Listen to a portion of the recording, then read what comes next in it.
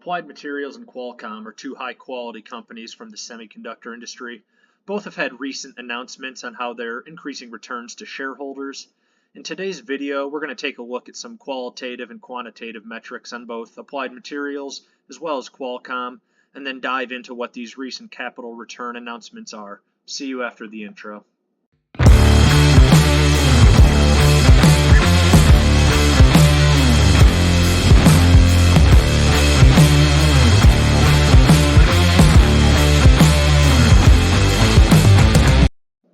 Let's start with Applied Materials, ticker symbol AMAT. Over the past 6 months, we see here the stock is up just over 40%. If we kick over to the year, we see it's down just about 8%. Really, you'll see it with Qualcomm as well and any chip stock. They're all off of all-time highs reached during 2021 when share prices really ran up. If we look at the 52-week range, we're trading back towards the top of the range. We did mention how we're up 40% over the past 6 months, so working back up to the top of that 52-week range, which would represent $142. Right now we're trading for $124. We see the price to earnings ratio on a forward basis for AMAT is 17.5 with a forward dividend yield of just over 1%. Really no short interest on this company, and a market cap of just over $100 billion.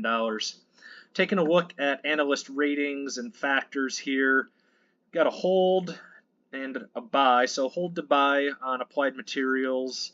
And if you take a look at the factors, some of the things they really like are profitability, couldn't score better there. Momentum, excellent. Revisions, very good as well. Things that analysts don't seem to care too much for with Applied Materials are the growth and the valuation. Let's go ahead and scroll down here, take a look at some of the analyst recommendations for Seeking Alpha versus Wall Street analysts. We see Wall Street's a little bit more bullish on this company than Seeking Alpha is. Many more strong buy and buy ratings than Seeking Alpha has. Moving down, we see the revenue charts here on a quarterly basis. Revenue's been relatively flat, just above $6 billion for the past 4 quarters, 5 quarters, and right at that $6 billion level looking forward on an estimate for the next 2 quarters. If we switch over to annual revenue, we do see a significant increase from 2019 to 2020, then again to 2021, and relatively stable at that level ever since. Moving past the revenue growth, let's take a look at profitability. We have a very, very good gross profit margin, 46%. Growth, again, growth and valuation were 2 of the factors that analysts were not in love with Applied Materials here. Growth, year-over-year revenue growth, 8.5%, just about. 3-year revenue growth CAGR, just over 20% on Applied Materials. Take a look at the capital structure, the balance sheet. Again, market cap on AMAT here, just over $100 billion. Total debt, just over $6 billion, and cash on hand at $4 billion. So really quite a healthy balance sheet for a company this large. If we want to look specifically into the dividends here, again, forward dividend yield, just 1%. But as we'll get to in a moment when I talk about the recent news on Applied Materials, that dividend is growing rapidly, and this is quite a dividend growth play if you're looking for that in your portfolio. Payout ratio, just 13%. So as you would see with most dividend growth companies, that payout ratio is extremely low with room to grow, even though this is an industry that requires significant capital investment, and sometimes it's not advantageous for these chip companies to be paying out a high dividend amount, as you saw with a company like Intel, let's say. Still a lot of room to let that dividend grow with this low payout ratio. 5-year dividend growth rate, 21%, so a lot to love with that. And we're seeing 5 years of this dividend growth, rapid dividend growth. Let's talk about the big news that came out of Applied Materials this week. Really was exciting to see. Actually, you know what? Before we get into the news, I just want to cover ownership structure of Applied Materials. This was interesting to me. 80% of shares are owned by institutions, with just 20% owned by the mom and pop investor like you and me. So that is always telling to me when I see a company with such a high percentage ownership being owned by institutions. Some would say that's where the smart money is. That's up to your own interpretation, but it's very telling that institutions own 80% of Applied Materials. On to the big news out of this company this past week was some huge announcements on a dividend increase and share repurchase program. So dividend increase of 23%, which is just outstanding. Yeah, any dividend growth investors can't ask for a whole lot more than that. 23% increase to the dividend, and an announcement of a $10 billion share repurchase program. I would remind you that this is a $100 billion market cap company, so that $10 billion share repurchase represents just about 10% of shares outstanding at current value. So you take a 10% share retirement plan as well as a 1% in rapidly growing dividend yield. You don't even have to account for share price appreciation into that equation. You know that you're going to have a winning investment going forward. So just a lot of good news out of AMAT recently.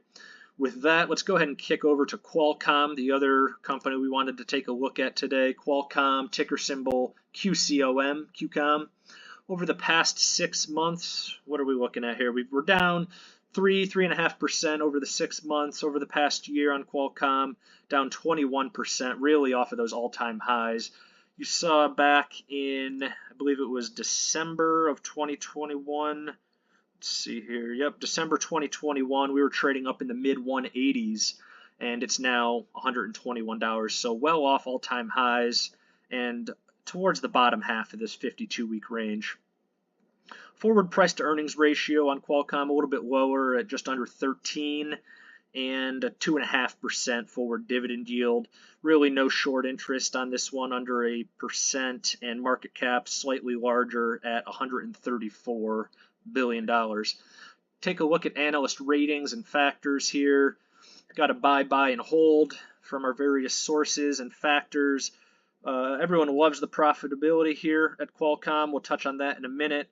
Really not in love with the growth, recent earnings revisions, momentum, and valuation. So let's go ahead and check out some of those factors, what's going on.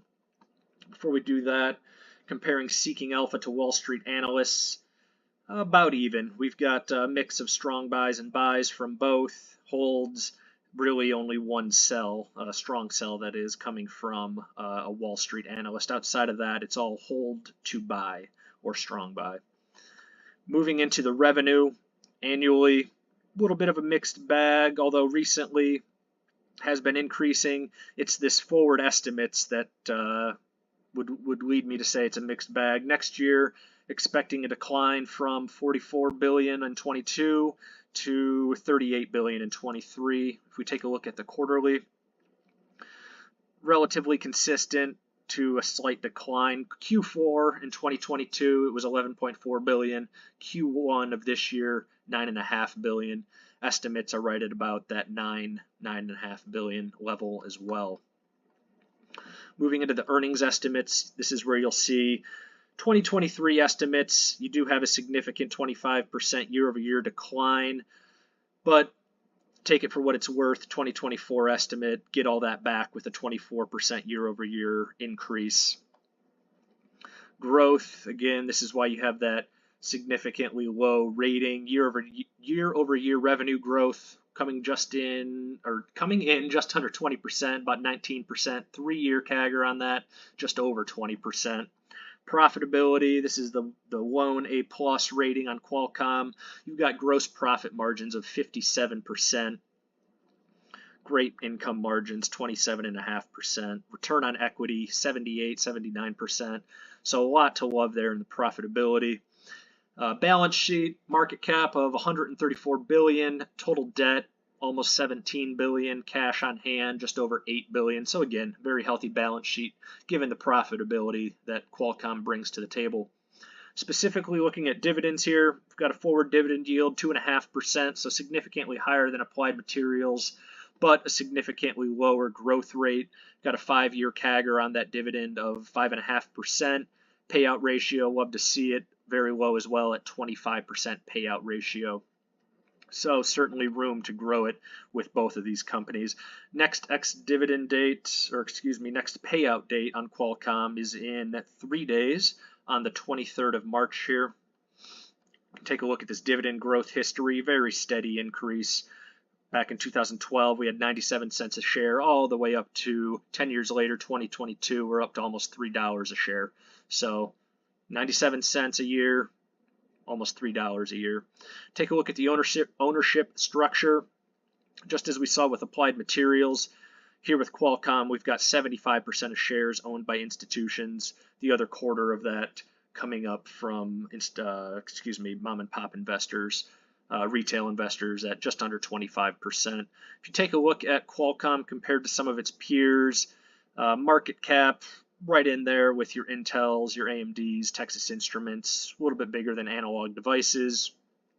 Ratings are favorable with all of these, although analysts do seem to really be high on Analog Devices ADI right now. Okay, so that covers some of the metrics I just wanted to mention. And real quick, the big news on Qualcomm recently was a dividend increase. We've got a 7% dividend increase announced for Qualcomm. So again, like I said, dividend growth isn't quite as high as we saw with Applied Materials, but the dividend yield is significantly larger. So you just have to balance it out with what you're interested in based on your investing horizon and goals. So that about does it for this coverage of Applied Materials and Qualcomm. Wanted to do a little bit of a more in-depth review of these two behemoths, as well as share the good recent news. Caught my attention. Wanted to get it out there. Consider subscribing to this channel, Return My Capital. Going to continue to push out content focused on companies returning capital to shareholders. If you enjoy staying updated on how your investments are being impacted, I think you'll enjoy it here. It's a brand new channel, and as this project evolves and matures, the content is only going to improve. Going to keep working on it every day. So thank you very much for watching. Take care. Let's make some money.